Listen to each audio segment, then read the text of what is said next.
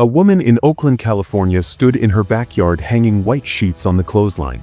June 12, 1942. 2 in the afternoon. Summer sun beating down on the grass. She reached for another wet pillowcase from her basket. The ground started shaking. Not an earthquake. A roar built from nothing to thunder in 2 seconds flat. Shadow fell across her garden like something massive blocking the sun. She looked up. A twin-engine fighter screamed over her roof so low the propeller wash hit her like a physical force, knocking her backward.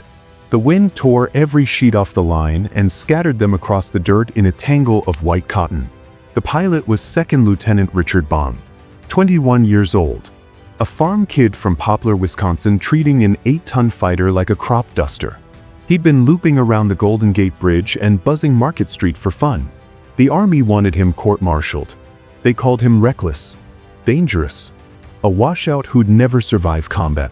2.5 years later, he would be the deadliest American pilot in history, with 40 kills and the Medal of Honor pinned to his chest by Douglas MacArthur himself.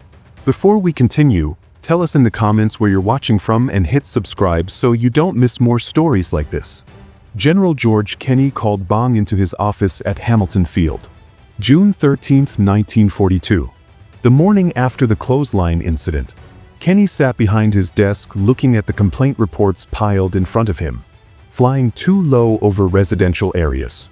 Unauthorized aerobatics over the Golden Gate Bridge. Reckless endangerment. Property damage. The list kept going.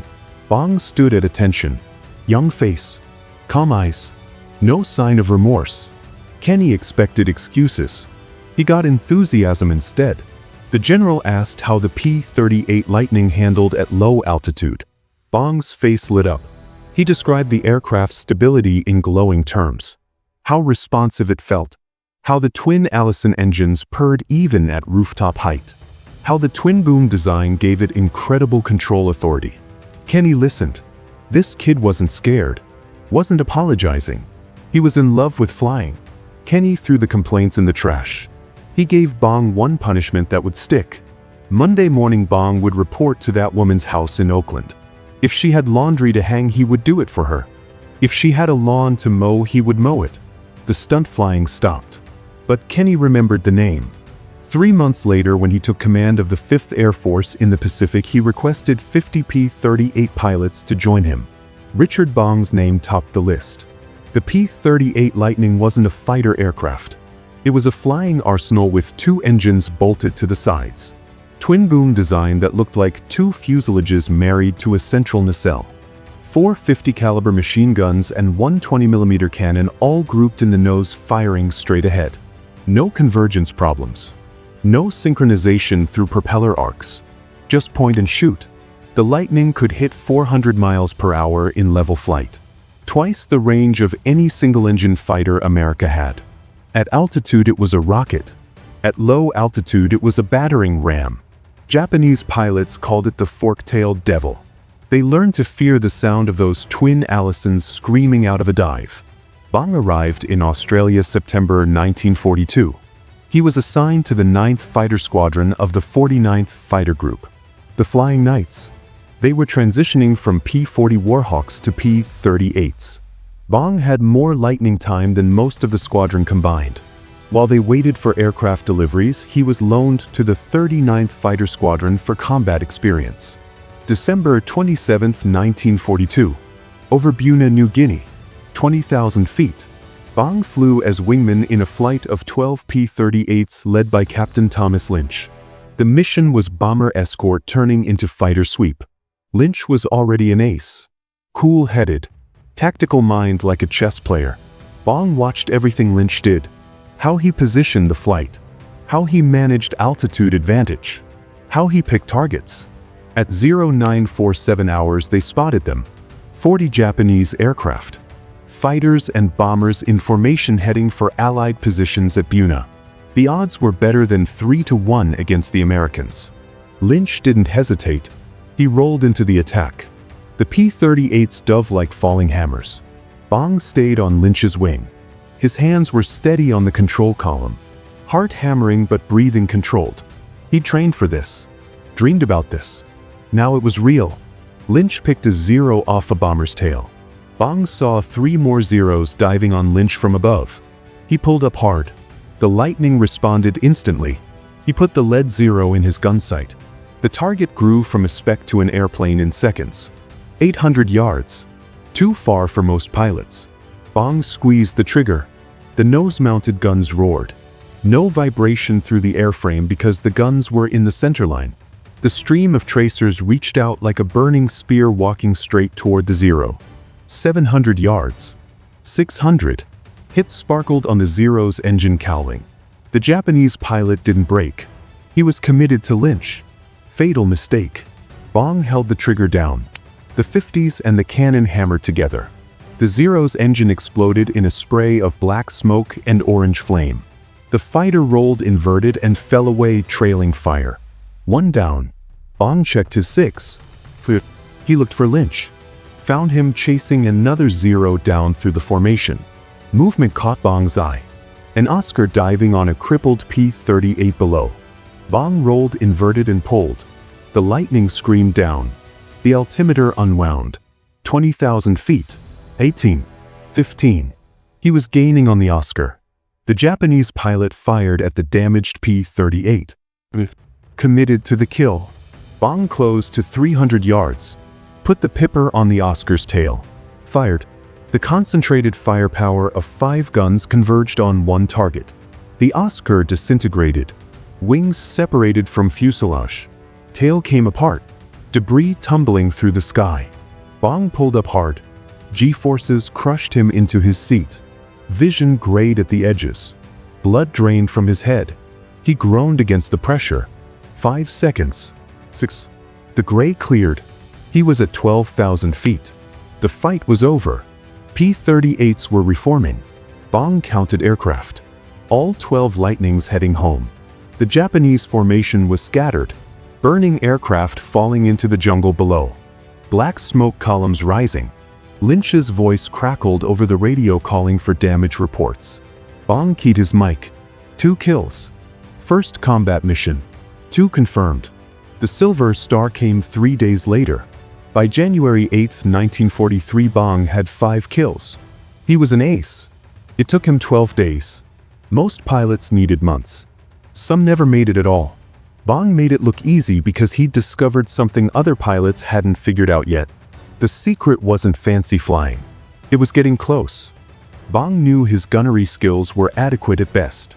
He said he was probably the worst shot in the Army Air Force. The truth was different, but he believed it. So he compensated. He closed the distance until missing was impossible. Most pilots opened fire at 600 yards. Maybe 500 if they were confident. Bong waited until 200 yards. Sometimes closer. Close enough to see the enemy pilot's face. Close enough to fly through the debris when the target exploded. His wingmen thought he was insane. They watched him close to ranges where collisions seemed inevitable. Then the target would explode and Bong would fly through the fireball and come out the other side with pieces of the enemy aircraft rattling against his wings like hail. The tactic worked because of the P-38's design. Guns grouped in the nose meant no convergence issues. Where you aimed was where the bullets went. Combined firepower of 4 50s and 1 cannon created a column of lead so dense it was like a steel beam. At 200 yards, that beam cut through Japanese aircraft like a blowtorch through paper. The Japanese hadn't seen anything like it. A Japanese engineering team examined a captured P-38 at Rabaul. March 1943. They'd heard reports from pilots about the twin-engine American fighter with devastating firepower. They needed to understand what they were facing. The engineer opened the nose section. What he found stopped the examination cold. 5 guns. All nose-mounted. All firing forward. No synchronization required because there was no propeller in the way. He did the math. 4 M2 Brownings at 800 rounds per minute each. 1 and M2 cannon at 650 rounds per minute. Combined rate of fire over 3,800 rounds per minute. The Zero carried 2 7.7mm machine guns and 2 20mm cannons. Total rate of fire maybe 1,500 rounds per minute. The P-38 threw more than twice the weight of metal. The engineer looked at his colleagues. Japanese fighters were designed for maneuverability, lightweight, tight turns. The American approach was completely different. Overwhelming firepower. They weren't trying to outturn their opponents. They were trying to destroy them with concentrated fire before the fight became a turning match. It was working. July 26, 1943. Over New Guinea, Bong led a flight of 10 P-38s providing top cover for a bomber strike. The mission briefing said expect 20 to 30 Japanese fighters. The intelligence was wrong. Bong counted 40 Japanese aircraft in formation below them. Zeros and Oscars mixed with bomber escorts. His flight was outnumbered 4-1. He should have broken off. Stayed high. Protected the bombers and avoided engagement with superior numbers. Bong rolled into the attack. The other 9 Lightnings followed him down. The dive was vertical. The P-38 could handle speeds the Japanese fighters couldn't match. Bong pushed it to 450 miles per hour. The Zero's airframe started experiencing flutter and control problems at 380. The Oscar was even worse. This was the Lightning's advantage. The altitude, firepower. Use them all. Bong picked his target. A Zero flying tail end Charlie. The pilot never saw him coming. The Lightning was screaming down out of the sun. Invisible until too late. Bong pulled out of the dive at the Zero's altitude. The Zero pilot spotted him. Started to turn. Too slow. Bong put the sight on him and fired from 400 yards. The stream of lead walked up the Zero's fuselage. Cowling. Canopy. Wings. The Zero didn't burn. It came apart. Structural failure from the impacts. Pieces tumbling. Bong flew through the debris field. Metal fragments clattered against his canopy like thrown gravel. He pulled up and looked for another target. Found 3 Zeros trying to sandwich a lone P-38 below him. He rolled inverted and pulled.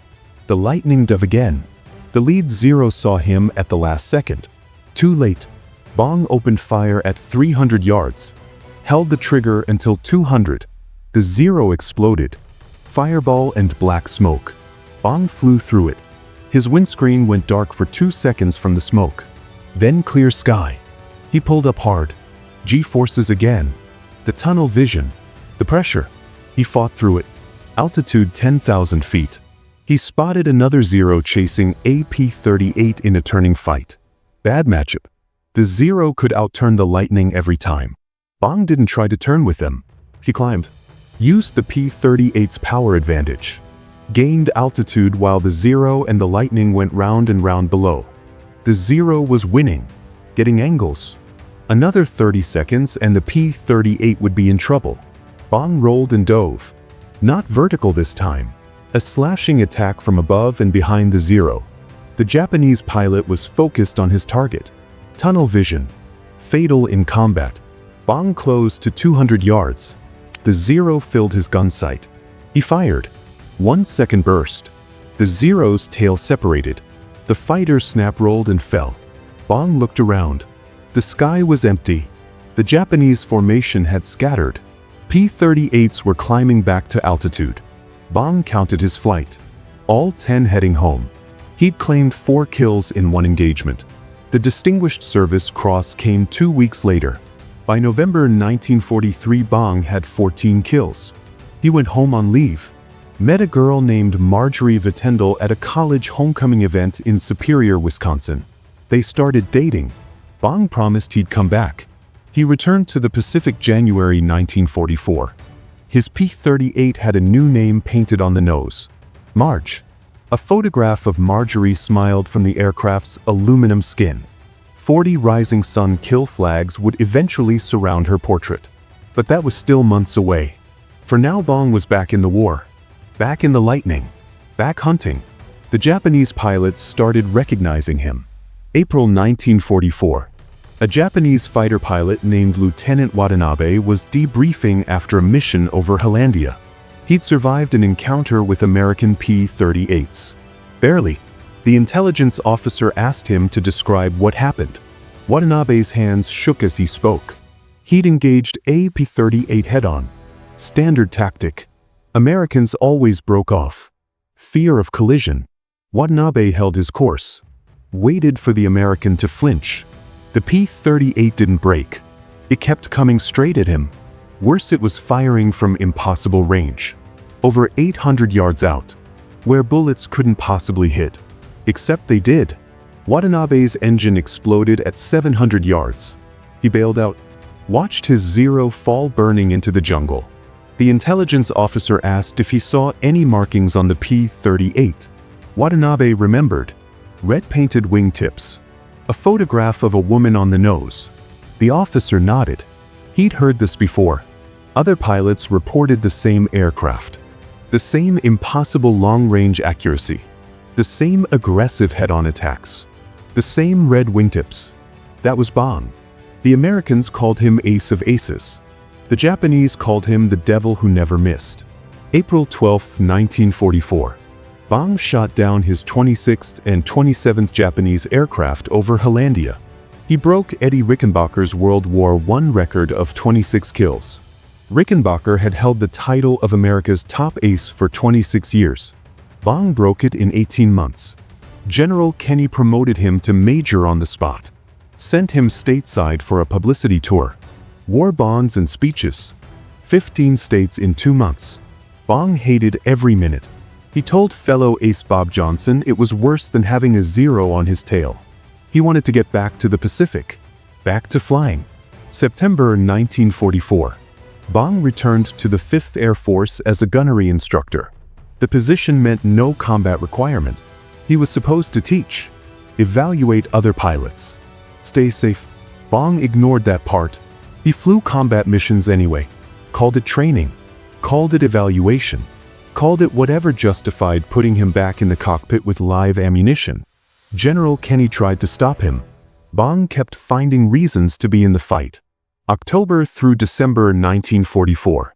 Over the Philippines, Bong flew mission after mission that he wasn't required to fly.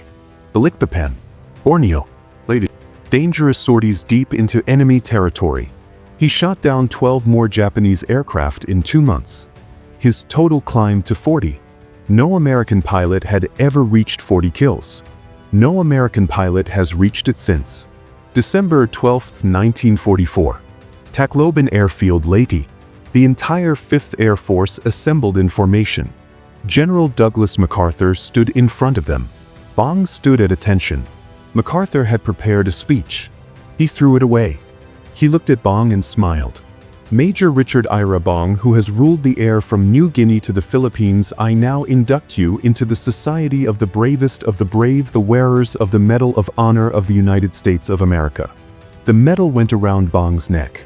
The 5th Air Force erupted in cheers. Pilots who'd flown with him. Mechanics who'd maintained his aircraft. Everyone who'd watched him hunt Japanese fighters across thousands of miles of Pacific sky. They knew what 40 kills meant. They knew what it cost. 5 days later, Bong shot down his 40th and final kill. An Oscar over Mindoro. General Kenny pulled him from combat immediately. Sent him home. The war couldn't afford to lose him now. Not after everything he represented. Bong married Marjorie February 10, 1945. 1,200 guests packed the church in Superior, Wisconsin. International press covered it. America's ace of aces getting married to the girl whose picture rode into combat on the nose of his Lightning. After the wedding, Bong became a test pilot. Lockheed was developing the P-80 Shooting Star, America's first operational jet fighter. Bong was assigned to help develop it. He'd flown the P-80 12 times. 4 hours and 15 minutes total. August 6, 1945. Burbank, California. 2:30 in the afternoon. Bong climbed into P-80A number 44 to 85,048 for an acceptance flight. Standard test. Take off. Check systems. Routine. The shooting star's wheels left the runway. Bong started his climb. Something went wrong immediately. Fuel pump failure. The primary system that fed fuel to the jet engine. The engine coughed. Lost power. The aircraft was too low for a restart. Too slow for a safe glide back to the field. Bong ejected. The parachute started to deploy. But the aircraft was burning. Fuel fire spreading.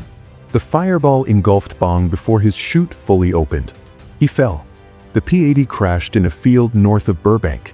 Bong landed nearby. He never had a chance. The aircraft killed him. Not enemy fire. Not combat.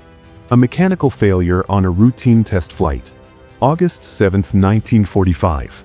Newspapers across America ran two headlines. The first announced the atomic bombing of Hiroshima. The second announced the death of Major Richard Bong. Some papers gave Bong's death bigger placement than the bomb. That's how much he meant. How much America had invested in him as a symbol. The 5th Air Force felt it most. General Kenny later wrote that when he heard about Bong's death, he stopped thinking about Hiroshima. Stopped thinking about Japan's imminent surrender. The whole 5th Air Force felt the same. They'd lost someone they loved. Someone they'd been proud of. Bong's combat record changed American fighter tactics. His close-range technique became standard training. Get close. Make every shot count. Use overwhelming firepower. Don't waste ammunition at long range. The P-38's centerline gun mounting influenced post-war fighter design. Nose-mounted cannons became standard. His aggressive style showed that calculated risk-taking could win fights against superior numbers. But the numbers only tell part of the story. 40 kills, 200 missions, 500 combat hours. The real impact was what he represented. A farm kid from Wisconsin who became the deadliest American pilot in history. Who took an aircraft other pilots found difficult and made it legendary. Who fought with honor and skill and never stopped pushing himself. Bong received the Medal of Honor, Silver Star, Distinguished Service Cross, Distinguished Flying Cross with oak leaf clusters, Air Medal with oak leaf clusters, Purple Heart, 26 decorations total. But recognition came with weight. The publicity, the expectations, the knowledge that America was watching. He handled it with the same quiet competence he brought to combat. Today, Bong is remembered across America.